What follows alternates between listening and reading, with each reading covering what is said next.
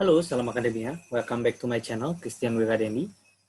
Pada hari ini, kita akan sama-sama belajar mengenai manajemen sumber daya manusia, diambil dari buku Gary Dresser dan chapter 9. Pada hari ini, berkaitan dengan performance management and appraisal. Ya, berkaitan dengan manajemen kinerja dan bagaimana menilainya. Oke, Bapak Ibu, serta teman-teman semuanya, berkaitan dengan chapter 9, di sini comparing performance appraisal and performance management.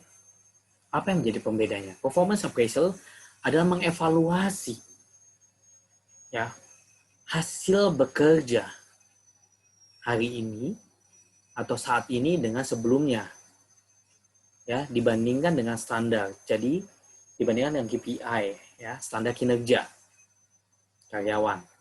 Kemudian apa bedanya dengan performance management? Performance management adalah the process employers use to make sure employees are working toward organizational goals. Di mana manajemen kinerja adalah memastikan bahwasannya kinerja dari setiap karyawan yang ada di bawahnya, yang ada di dalam organisasi, selaras dengan tujuan dari organisasi, Bapak Ibu. Ya. Kenapa manajemen kinerja? Increasing use by employees of performance management reflects. Nah, saat ini organisasi harus bahu-membahu, harus menjadi satu kesatuan untuk sama-sama mempunyai tujuan organisasi dan harus inline nih tujuan organisasi. Kemudian diturunkan ada KPI CEO, KPI manager, supervisor, sampai staff. Nah, setiap ini harus menjadi satu kesatuan, berkinerja dengan baik, tujuannya harus mengacu pada tujuan organisasi. Ya, saat ini faktanya banyak, ada yang industri berdasarkan hubungan keluarga, ada perasaan tidak enak, ya, yang tidak menerapkan konsep manajemen kinerja. Oleh karena itu dibutuhkan konsep manajemen kinerja untuk memastikan bahwasannya organisasi ini berdiri dengan objektif, ya, berdiri based on kinerja, based on hasil pekerjaan dari setiap karyawan, setiap unit yang ada di organisasinya. Kenapa dibutuhkan penilaian kinerja? Ya, di dalam buku Gary Dresser untuk membantu help in planning for correcting deficiencies and reinforce things done correctly. Jadi salah satunya adalah untuk membantu ketika seseorang karyawan itu dinilai kinerjanya, dilihat, ini karyawan ini sudah kuat di aspek ini, tetapi masih lemah di aspek ini. Oleh karena itu diharapkan dibutuhkan misalkan diberikan training, dibutuhkan coaching, sehingga karyawan tersebut bisa meningkatkan skills-nya. Dampaknya apa? Dampaknya kinerja karyawan bisa meningkat. Lebih lanjut lagi, kinerja organisasi bisa meningkat. Ya. Oleh karena itu dibutuhkan continuous improvement. Perubahan yang berlangsung secara terus-menerus. Supaya tidak ketinggalan zaman. Supaya tidak tergerus akan perubahan, terutama perubahan teknologi, perubahan lingkungan. Ya, berusaha untuk meningkatkan, mengembangkan karyawan. Sehingga organisasinya itu tetap dapat sustain. Nah, di sini disebutkan components of an effective performance management process. Ada direction sharing, role clarification, goal alignment, developmental goal setting, ongoing feedback, dan lain sebagainya. Ada juga rewards, recognition, workflow and process. Tujuannya apa? Tujuannya agar tetap karyawan dan organisasi itu menjadi satu kesatuan, berlomba-lomba menampilkan kinerja yang maksimal, mencapai target yang diinginkan. Ya, misalkan contoh target penjualannya 100, kita berusaha mencapai 100 atau bahkan melebihkannya. Dari sisi accounting misalkan berusaha untuk meminimalisir cost. Dari sisi HR memastikan bagaimana karyawan tersertifikasi atau bagaimana memastikan setiap divisi itu sudah fulfill, tidak ada kekosongan jabatan. Nah, oleh karena itu kita harus menetapkan goals. Menetapkan tujuan. Nah, tujuan ini harus smart. Ya, kepanjangannya itu spesifik, kita harus spesifik, kemudian measurable, ya, terukur,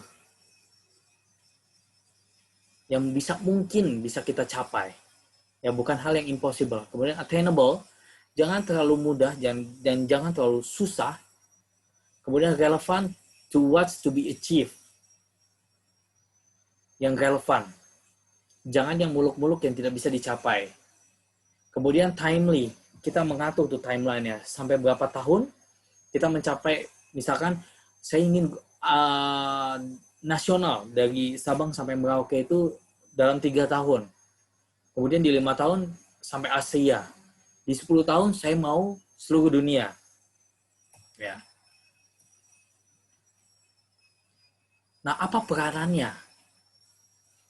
Atau apa tugasnya di dalam menciptakan performance appraisal ini dengan baik? Nah, supervisor atau setiap atasan dari karyawan ya, setiap karyawan dia punya atasan, usually do the actual appraising, must be familiar with basic appraisal techniques, must know how to conduct appraisal fairly. Bagaimana seorang atasan, seorang manajer, seorang supervisor mampu menilai kinerja dari bawahannya. Apakah sesuai dengan standar? Apakah sesuai dengan KPI yang diharapkannya? Dan proses penilaiannya harus objektif. Nah, tadi sudah disebutkan roles dari supervisor atau atasan lah. Kemudian apa tugasnya seorang HR? Untuk memastikan polisinya, guidance-nya, petunjuknya, sehingga atasan bisa melakukan penilaian dengan baik. Memastikan karyawan menerima hasil feedback dari hasil penilaiannya. Mempersiapkan tools yang mudah digunakan, yang bisa digunakan oleh para manajer. Ya, dan memastikan hasil dari appraisal ini bisa jadi bahan pertimbangan untuk meningkatkan skill atau kinerja dari karyawan tersebut. Apa step-stepnya? Ya, dalam appraising performance, dalam menilai kinerja. Pertama, defining the job. Ya, job sudah pasti, pekerjaan kalian kita harus mendefinisikan dengan baik. Kemudian appraising performance. Ya. Kemudian kita berikan feedback, hasil dari penilaian performance tersebut. Nah, kemudian tools-nya bagaimana? Kita mendesainnya itu seperti apa?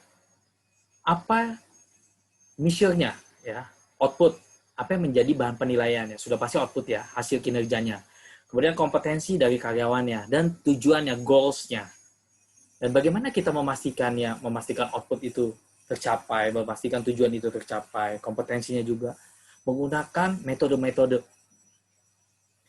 Nah, ada beberapa metodenya, yaitu di sini ada graphic rating scale. Kemudian ada ranking method, ada MBO. MBO itu manajemen by objective, ya, berdasarkan tujuan. Di mana di sini kalau graphic rating scale itu kita menskala based on dari number of traits and a range of performance for each that is used to identify the score. Ya, kita men-score, kemudian kita meratingkan. Nah, ini contohnya. Misalnya di sini general faktor ada quality, productivity, kemudian ratingnya 10 100 sampai 90, 90 sampai 80, ya. Kemudian kita bisa berikan komen. Ini adalah salah satu contoh grafik rating scale. Nah, setiap indikator, nilainya berapa nih karyawan? Apakah bagus, apakah rendah? Kita berikan rating. Ada juga sistem perankingan, ya, perankingan dan perbandingan antara karyawan satu dengan karyawan lain. Ini contohnya. Ya. Contohnya ya, berdasarkan misalkan outputnya, oh ranking satunya siapa, ranking 2-nya siapa, sampai ranking terakhir. Kemudian ada force distribution method, ya. Kemudian ada narrative forms. Kemudian ada behavior, berdasarkan behavior, berdasarkan perilaku. Ya, an appraisal method that use quantified scale with specific narrative example of good and poor performance. Nah, di sini adanya keuntungan menggunakan bars, behavioral, more accurate feedback, independent dimension, consistency. Ya, ini adalah contoh misalkan menggunakan critical incident. Jadi schedule, production for plan. Ya, ini misalnya indikatornya, kemudian targetnya berapa 90%. Kemudian ada insiden yang kritis. Misalnya kita jelaskan saja, 90% dapat terlaksana dengan baik. Misalkan, tetapi ada juga yang hanya 80. Kenapa? 20-nya alasannya apa? Ya, tidak sesuai schedule atau ada masalah. Nah, kita jelaskan critical insidennya. Ada juga berdasarkan manajemen by objective, berdasarkan tujuan. Nah, caranya bagaimana? Kita tetapkan dulu tujuan organisasinya. Kita tetapkan, diskusikan, kemudian kita review, dan kita berikan feedback. Ada juga berdasarkan web-based, software program. Ya, software program, ada juga electronic performance monitoring. Nah, jika kita menggunakan rating scale atau pemeringkatan yang tadi sudah dibahas, bisa terjadi potensial kendala atau masalah. Yang pertama, unclear, ada standar yang tidak jelas. Halo effect, terjadinya bias ya. Kemudian central tendency, ya, standar yang tidak jelas. Kemudian halo effect, seperti saya tidak mau menerima orang dari suku tertentu karena ini biasanya pelit atau biasanya keras wataknya atau tidak susah diatur. Nah, kemudian ada central tendency, tendensinya sama semuanya aja, nilainya rata-rata saja. Karena kalau misalnya saya tinggiin, malah saya harus memberikan kompensasi yang lebih. Ya, di sini ada contohnya a graphic rating scale with unclear standard. Standarnya nggak jelas. What exactly is mean by good quantity of work and so forth. Nah, ini tadi yang sudah dijelaskan. Sickness, bias, kemudian bagaimana menghindari mengenai appraisal problems. Yang pertama, learn and understand the potential problems. Kita cari tahu dulu, kita pahami, kita belajar kira-kira problems atau potensial problem yang akan terjadi itu seperti apa. Kemudian kita gunakan tools yang tepat. Kemudian kita latih supervisor tersebut ya untuk menghindari halo effect, untuk menghindari central tendency. Ya. Kemudian have raters compare positive and negative critical incidents as they occur. Who should do the appraising? Siapa yang seharusnya ya di dalam menilai? Pertama supervisor, peers, sesama rekan kerja, rating komite, self rating, penilaian diri kita sendiri, ya, self appraisal, subordinate, dan 360 degree. 360 degree itu dimaksud adalah ini gabungan antara supervisor, kemudian rekan kerja, bawahan, dan kita sendiri. Nah, ini adalahnya keuntungan dan kekurangan metode-metode yang kita gunakan. Ya, setiap metode mempunyai kelebihan dan kekurangan. Ada juga di dalam penilaian kerja, bukan dari tes, tetapi mulai dari interview. Ya, tipe-tipe dan how to conduct the appraisal interview. Pertama, talk in terms of objective work data, don't get personal. Encourage the person to talk, don't type to around. Nah, kemudian ada performance contract.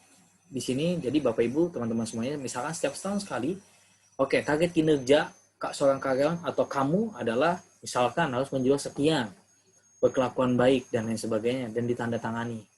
Misalkan kamu sudah mencapainya, saya akan memberikan insentif tambahan atau kompensasi tambahan. Jika tidak, kamu harus menggantinya di tahun ke depan, atau saya turunkan jabatannya, atau siap untuk dirotasi. Ya. Atau penilaian kinerjanya turun. Ya. Ini adalah contoh-contohnya, checklist during the appraisal interview. Ya, setiap kali kita interview, kita checklist. Nah, pada saat interview, bagaimana menghandle a defensive subordinate. Ya. Yang pertama, recognize the defensive behavior is normal. Kemudian, kita jangan menyerang. Never attack a person defense. Postpone action. Ya, kita tunda action kita supaya agak ke data lebih dahulu. Kemudian recognize your own limitation. Kita menyadari kekurangan kita itu seperti apa. Dan bagaimana kita mengkritik subordinate. yang kita interview ya. Kita gunakan dengan cara-cara yang baik, do it in a manner, ya, criticize in private, do it constructively. Pada saat kita mengkritik, kritik di dalam lingkungan tertutup, bukan di umum, di tengah umum, dan kritik kita adalah membangun, bukan melemahkan. Ya, never say the person is always wrong. Ya. How to ensure the interview leads to improved performance. Don't make the subordinate feel threat. Jangan menciptakan kondisi yang mengancam. Dan kita harus membuat sesuatu yang membantu, mengembangkan, mengkonstruksi, sehingga para orang yang diinterview bisa mendapatkan manfaatnya, bisa mengetahui. Ya, kemudian offer the subordinate the necessary support for development and change. Menawarkan subordinate yang tadi. Menawarkan untuk pengembangan lebih lanjut, lebih baik dari sebelumnya. Kemudian how to handle a formal written warning, purpose of the written warning. Maksudnya ketika seseorang diberikan peringatan atau surat peringatan. Untuk apa? Bukan sesuatu yang buruk, tetapi untuk mengingatkannya agar karyawan tersebut meninggalkan cara-cara yang buruk. Ya, apa yang harus tercantum ya? Identify standar. Kita mengidentifikasi standar-standar di mana karyawan tersebut dihakimi atau bukan dihakimi tetapi yang dinilai sehingga muncul nih surat peringatan dan memastikan bahwasannya karyawan tersebut aware terhadap standar yang ada dan tidak mengulangi bad habits tersebut. Nah, bagaimana creating the total performance management process? Kita harus mengetahui strateginya seperti apa, goals-nya itu apa, dan apakah teknologi support.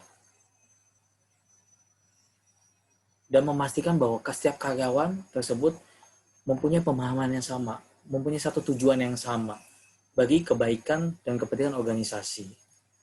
Oke, mungkin itu saja dari chapter kita pada hari ini. Semoga informasi serta ilmu yang saya sampaikan bisa berguna bagi Bapak Ibu serta teman-teman semuanya. Terima kasih dan salam akademia.